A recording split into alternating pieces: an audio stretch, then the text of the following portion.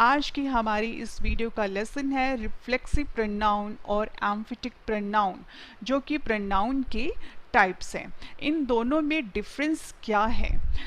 इस लेसन के थ्रू आपको इस टॉपिक से रिलेटेड जितनी भी कंफ्यूजन है वो सब दूर हो जाएगी और आप इजीली किसी भी सेंटेंस में रिफ्लेक्सिव प्रोनाउन और एम्फेटिक प्रोनाउन को इजीली पहचान पाओगे। इस वीडियो को एंड तक ज़रूर देखिए। What is the difference between reflexive pronoun और एम्फेटिक प्रोनाउन? इन दोनों में डिफरेंस क्या है? किसी भी सेंटेंस में रिफ्लेक्सिव प्रोनाउन और एम्फेटिक प्रोनाउन जो यूज़ होते हैं ये सेम कलेक्शन ऑफ वर्ड्स हैं। दोनों में जो वर्ड्स यूज़ होते हैं वो सेम होते हैं, कॉमन है। लेकिन इन दोनों में ऐसा क्या है जो इनको डिफ्रेंशिएट करता है? तो डिफरेंस इनका क्या है? वो है the way they are used in a sentence. Sentence में ये किस तरह से यूज़ किए जाते हैं जो कि उसके मीनिंग को चेंज कर देते हैं। रिफ्लेक्सिव प्रोनाउन जिसे हम नीच वाचक सर्वनाम कहते हैं, तो नीच वाचक में ही देखिए वर्ड नीच मीन्स अपना, तो इसे हम बोल सकते हैं अपने आप या फिर स्वयं। They are used as objects of the verb when the action performed by the subject is on the subject itself. The subject and object of the sentence are the same person. तो reflexive pronoun क्या होते हैं? Reflexive pronoun objects होते हैं किसी भी verb के, they are used as objects of the verb. तो ये मेन इम्पॉर्टेंट सेंटेंस है, इम्पॉर्टेंट पॉइंट है जो आपको याद रखना है कि एज एन ऑब्जेक्ट ये यूज़ किए जाते हैं। और इसमें क्या होता है, जब रिफ्लेक्सिव प्रोनाउन किसी भी सेंटेंस में यूज़ किया जाता है तो ये एक्शन जो सब्जेक्ट परफॉर्म कर रहा होता है वो सब्जेक्ट पर ही होता है। तो इसमें रिसीवर भी सब्जेक्ट होता है और परफॉर्म करने वाला भी सब्जेक्ट होता है। Subject and object of the sentence are the same person, दोनों एक ही पर्सन होते हैं। जैसे अगर हम किसी भी सेंटेंस की स्ट्रक्चर को देखते हैं, जैसे कि सब्जेक्ट, वर्ब एंड ऑब्जेक्ट, तो ये किसी सेंटेंस की सिंपलेस्ट स्ट्रक्चर है जो हम यूज़ करते हैं। तो यहाँ पर ऑब्जेक्ट क्या होगा? एक रिफ्लेक्सिव प्रोनाउन होगा जो वर्ब के बाद यूज़ हो रखा है। तो आपने ये पॉइंट याद रखना है कि यहाँ पर वर्ब के बाद जो यूज़ हो रखा है वो एक रिफ्लेक्सिव प्रोनाउन है। तो सब्जेक्ट द्वारा किया हुआ काम स्वयं उसी पर ही होता है। अगर यहाँ पर सब्जेक्ट कोई वर्क कर रहा होता है तो वो जो एक्शन है वो सब्जेक्ट पर ही होता है। तो यहाँ पर सब्जेक्ट और ऑब्जेक्ट दोनों सेम होंगे। दीज आर सिंगुलर और प्लूरल। रिफ्लेक्सिव प्रोनाउन सिंगुलर भी होते हैं और रिफ्लेक्सिव प्रोनाउन प्लूरल भी होते हैं। जैसे her self, himself, your self, my self, it self. अब यहाँ पर सबकी एंडिंग सेल्फ से हो रखी है। ये सिंगुलर है जिसमें एंडिंग सेल्फ के साथ है। हर के साथ सेल्फ यूज़ हो रखा है, हिम के साथ सेल्फ यूज़ हो रखा है, योर के साथ, माई के साथ और इट के साथ। नेक्स्ट है yourselves, ourselves, themselves। अब यहाँ पे देखिए एंडिंग जो है वो सेल्फ से है, ये प्लूरल है। अब यहाँ पर एक चीज़ आपने नोटिस करनी है कि yourself as a singular use हो रखा है, yourselves as a plural use हो रखा है। तो यहाँ पर सिर्फ सेल्फ आपने याद रखना है, सेल्फ सिंगुलर के लिए लगता है और सेल्व्स जो है वो प्लूरल के लिए लगता है। और ये एक टेबल है जो कि आपको ध्यान में रखना है। जैसे किसी भी सेंटेंस में जो पर्सन्स होते हैं यूज़ होने वाले वो होते हैं फर्स्ट पर्सन, सेकंड पर्सन और थर्ड पर्सन। और ये सिंगुलर और प्लूरल भी होते हैं, दोनों होते हैं। जैसे फर्स्ट पर्सन है उसमें सिंगुलर भी होता है और प्लूरल भी होता है, सेकंड पर्सन भी सिंगुलर होता है और प्लूरल होता है, ऐसे ही थर्ड भी सिंगुलर होता है और प्लूरल होता है। तो फर्स्ट पर्सन में सिंगुलर है जो कि किसी भी सेंटेंस में एज ए ऑब्जेक्ट यूज़ होता है, आई। और प्लूरल है वी। और एज एन ऑब्जेक्ट यूज होता है, आई का बन जाएगा मी और वी का हो जाएगा अस। ऐसे ही सेकंड पर्सन होता है यू, जो कि सिंगुलर और प्लूरल दोनों में सेम है, और एज एन ऑब्जेक्ट यूज होगा यू, दोनों में सेम होगा और प्लूरल में भी यू होगा। और थर्ड पर्सन सिंगुलर है, जो कि एज ए सब्जेक्ट यूज होता है किसी भी सेंटेंस में, ही, शी और इट। और एज एन ऑब्जेक्ट यूज होंगे ये, ही का हिम हो जाएगा, शी का हर हो जाएगा और इट का इट रहेगा। और इसकी प्लूरल फॉर्म जो है, एज ए सब्जेक्ट यूज होगी किसी भी सेंटेंस में दे, और एज एन ऑब्जेक्ट यूज होगी दैम। और ऐसे ही इन सब के रिफ्लेक्सिव प्रोनाउन क्या है, फर्स्ट पर्सन जैसे आई है एज ए सब्जेक्ट, तो उसका माई सेल्फ हो जाएगा, वी का आर सेल्व्स, यू का योर सेल्फ, और as a plural yourselves, he का हिमसेल्फ, शी का हर सेल्फ, इट का इटसेल्फ और दे का देमसेल्व्स। तो आपने ये टेबल याद रखना है कि इनकी फॉर्म्स क्या हैं। सेंटेंस है आई हर्ट माई सेल्फ, मैंने अपने आप को हर्ट किया। तो इस सेंटेंस में आई सब्जेक्ट है, हर्ट वर्ब है और माई सेल्फ ऑब्जेक्ट है। तो सब्जेक्ट ने अपने आप को ही हर्ट किया, तो इसीलिए सब्जेक्ट और ऑब्जेक्ट दोनों सेम है। लेकिन as an object myself use हो रखा है, जो आई की ही फॉर्म है as a reflexive pronoun. So this is a reflexive pronoun जो कि वर्ब के बाद यूज हो रखी है। So myself is use as an object of the verb. तो myself as an object of the verb use हो रखी है। नेक्स्ट हमारा सेंटेंस है यू हर्ट योर सेल्फ। अब इस सेंटेंस में देखिए, तुमने अपने आप को हर्ट किया, और यहाँ पर भी योर सेल्फ एक रिफ्लेक्सिव प्रोनाउन है, उसने अपने आप को हर्ट किया, तो ऑब्जेक्ट और सब्जेक्ट दोनों एक ही है, रिसीवर एक है। तो यहाँ पर yourself is used as an object of the verb. तो हमेशा रिफ्लेक्सिव प्रोनाउन वर्ब के बाद लगेगा। The reflexive pronoun is usually placed after the verb. तो इस सेंटेंसेस के थ्रू हमें पता लग रहा है कि रिफ्लेक्सिव प्रोनाउन वर्ब के बाद यूज होगा। These can be placed after the verb plus preposition। ये verb plus preposition के बाद भी यूज हो सकते हैं, जैसे कि I am annoyed with myself। अब यहाँ पर देखिए annoyed verb है और with preposition है, तो इसके साथ भी myself यूज हो रखा है, इसीलिए ये एक रिफ्लेक्सिव प्रोनाउन है। चलिए अब सेंटेंसेस देखते हैं।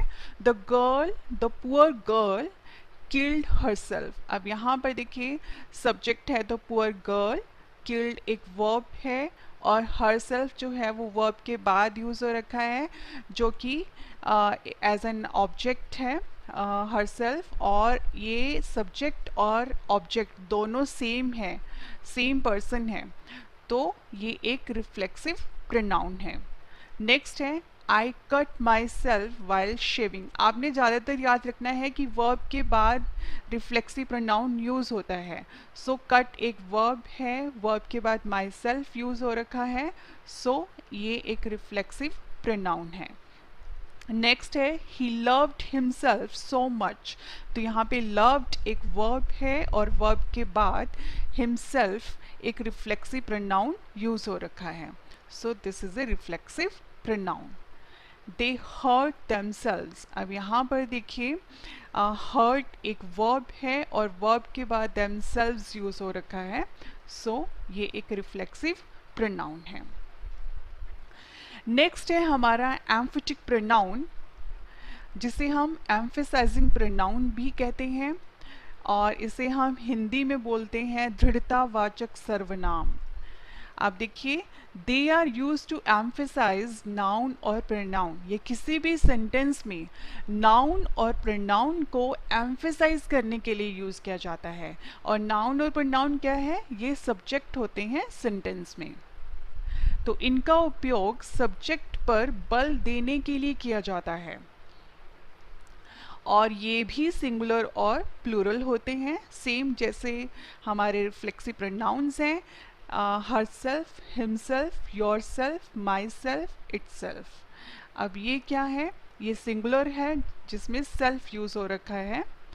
और नेक्स्ट है yourselves, ourselves, themselves. अब यहाँ पे देखिए, यहाँ पे एंडिंग जो है वो सेल्फ से हो रखी है, इसीलिए ये प्लूरल है और यहाँ पे सेल्व्स यूज़ हो रखा है। और सेम टेबल है फर्स्ट पर्सन, सेकंड पर्सन और थर्ड पर्सन का, जिसमें रिफ्लेक्सिव प्रोनाउंस हैं, तो एम्फेटिक प्रोनाउन भी सेम वही होंगे जो रिफ्लेक्सिव प्रोनाउन है। तो ये टेबल आपने ध्यान में रखना है। सेंटेंस है I my self saw him, मैंने अपने आप उसे देखा। अब इस सेंटेंस में आई सब्जेक्ट है, सॉ वर्ब है और हिम ऑब्जेक्ट है। अब इस सेंटेंस में आई के बाद, सब्जेक्ट के बाद माई सेल्फ यूज हो रखा है, therefore myself is an emphatic pronoun. और यहाँ पर myself emphasises the pronoun I. I को ये एम्फेसाइज कर रहा है, सब्जेक्ट को एम्फेसाइज कर रहा है कि आई माई सेल्फ, मैंने अपने आप उसे देखा। तो ये एम्फेसाइज कर रहा है, इसीलिए ये एक एम्फेटिक प्रोनाउन है। एक और सेंटेंस देख लेते हैं। शी हरसेल्फ सेड दिस, उसने अपने आप इसे कहा, सेड दिस। तो यहाँ पर देखिए हरसेल्फ एक एम्फेटिक प्रोनाउन है और हरसेल्फ जो है वो एम्फेसाइज कर रहा है प्रोनाउन शी को। अब आपको पता लग गया है कि जो एम्फेटिक प्रोनाउन है, these are usually placed after the noun or pronoun. It is emphasizing.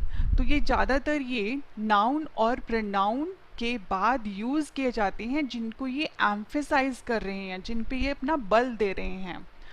और इसके अलावा these can be placed after the object, ये object के बाद भी यूज़ किए जाते हैं, जैसे कि I saw the president himself। अब इस सेंटेंस में देखिए ऑब्जेक्ट जो है वो प्रेसिडेंट है, तो प्रेसिडेंट के बाद हिमसेल्फ यूज हो रखा है, therefore himself is an emphatic pronoun. Himself क्या है, एक एम्फेटिक प्रोनाउन है। अब और एग्जांपल्स हैं। आई माई सेल्फ हर्ड दिस। अब आई सब्जेक्ट के बाद माई सेल्फ यूज हो रखा है, इसीलिए ये एक एम्फेटिक प्रोनाउन है। She herself distributed the gifts। अब यहाँ पर शी के बाद herself यूज हो रखा है, इसीलिए ये एक एम्फेटिक प्रोनाउन है। नेक्स्ट है आई prepared my food myself, मैंने अपने आप अपना खाना बनाया। अब यहाँ पर आई prepared my food myself, my food object के बाद myself यूज हो रखा है, इसीलिए ये एक एम्फेटिक प्रोनाउन है। नेक्स्ट है दे themselves admitted their guilt। अब यहाँ पर सब्जेक्ट के बाद themselves यूज हो रखा है, इसीलिए ये एक एम्फेटिक प्रोनाउन है। अब देखिए आई कट माई सेल्फ। अब आपको पता लग गया है रिफ्लेक्सिव प्रोनाउन का और एम्फेटिक प्रोनाउन का। अब हम सेंटेंसेस देखते हैं और उनमें देखते हैं कि क्या डिफरेंस है। I cut my self. अब यहाँ पर देखिए इस सेंटेंस में मैंने अपने आप को काटा, तो इस सेंटेंस में वर्ब के बाद माई सेल्फ यूज हो रखा है, इसलिए रिफ्लेक्सिव प्रोनाउन है। और नेक्स्ट है I myself cut the cake. अब यहाँ पर सब्जेक्ट के बाद माई सेल्फ यूज हो रखा है, इसीलिए ये एम्फेटिक प्रोनाउन है। तो देखिए यहाँ पे वर्ब के बाद यूज हो रखा है तो रिफ्लेक्सिव, और सब्जेक्ट के बाद यूज हो रखा है तो ये एम्फेटिक प्रोनाउन है। So this is the difference between reflexive pronoun और एम्फेटिक प्रोनाउन। अब इम्पॉर्टेंट पॉइंट्स हैं जो आपको याद रखने हैं, वो है reflexive pronoun and emphatic pronoun can never become the subject of the sentence. तो रिफ्लेक्सिव प्रोनाउन और एम्फेटिक प्रोनाउन किसी भी सेंटेंस में सब्जेक्ट नहीं बन सकते।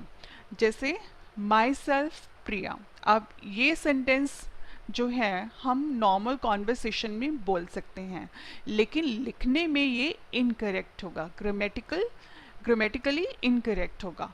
तो सही जो है वो होगा आई एम प्रिया। तो आपको बोलना चाहिए आई एम प्रिया। तो दिस इज करेक्ट। नेक्स्ट है Priya and myself will do the work. अब यहाँ पर देखिए प्रिया एंड माई सेल्फ, तो इस सेंटेंस में प्रिया और माई सेल्फ सब्जेक्ट है। तो सब्जेक्ट जो होगा माई सेल्फ यूज नहीं होगा यहाँ पर वर्ड, तो सब्जेक्ट माई सेल्फ का आई होगा जो एज ए सब्जेक्ट यूज होता है किसी भी सेंटेंस में। तो यहाँ पर Priya and I will do the work, this is a perfect sentence. तो आपने ये चीज़ याद रखनी है कि माई सेल्फ जो होगा वो कहाँ पर यूज़ किया जाता है, एज एन एम्फेटिक और रिफ्लेक्सिव प्रोनाउन। नेक्स्ट पॉइंट है the sentence would not make complete sense on removing the reflexive pronoun. अगर आप किसी भी सेंटेंस में रिफ्लेक्सिव प्रोनाउन को रिमूव करते हैं तो वो सेंटेंस कोई सेंस नहीं बनाता है। जैसे the poor girl killed herself, तो ये सेंटेंस में देखिए हरसेल्फ जो है वो एक रिफ्लेक्सिव प्रोनाउन है। अगर आप हरसेल्फ को रिमूव कर देते हो द पुअर गर्ल किल्ड, तो ये सेंटेंस इनकम्प्लीट हो जाएगा। तो मीनिंग एकदम से चेंज हो गया। तो इस सेंटेंस में ये पता नहीं लग रहा कि पुअर गर्ल को किसने मारा। तो पहले वाले में तो हमें पता लग रहा है कि पुअर गर्ल ने अपने आप को खुद मारा, तो लेकिन यहाँ पर मीनिंग चेंज हो गया। तो क्या हो गया, ये इलॉजिकल हो गया सेंटेंस। तो इसका मीनिंग बिल्कुल चेंज हो गया रिफ्लेक्सिव प्रोनाउन का। ऐसे ही जो एम्फेटिक प्रोनाउन होते हैं they can be removed from the sentence without affecting its core meaning. अगर आप किसी भी सेंटेंस में एम्फेटिक प्रोनाउन को रिमूव करते हैं तो उस सेंटेंस का जो मीनिंग है, मेन मीनिंग है, वो चेंज नहीं होगा। ये मीनिंग को बिल्कुल भी अफेक्ट नहीं करेगा। जैसे कि आई prepared my food my self, मैंने अपना खाना खुद बनाया। अब इस सेंटेंस में अगर मैं माई सेल्फ को रिमूव कर देती हूँ, आई प्रिपेयर्ड माई फूड, मैंने अपना खाना बनाया, तो इस सेंटेंस में मीनिंग बिल्कुल चेंज नहीं हुआ। तो no change in the meaning. तो आपने ये याद रखना है कि आप अगर किसी भी सेंटेंस में रिफ्लेक्सिव प्रोनाउन को रिमूव करते हो तो वो मीनिंग को चेंज कर देता है, और अगर आप एम्फेटिक प्रोनाउन को रिमूव करते हो तो मीनिंग चेंज नहीं होगा।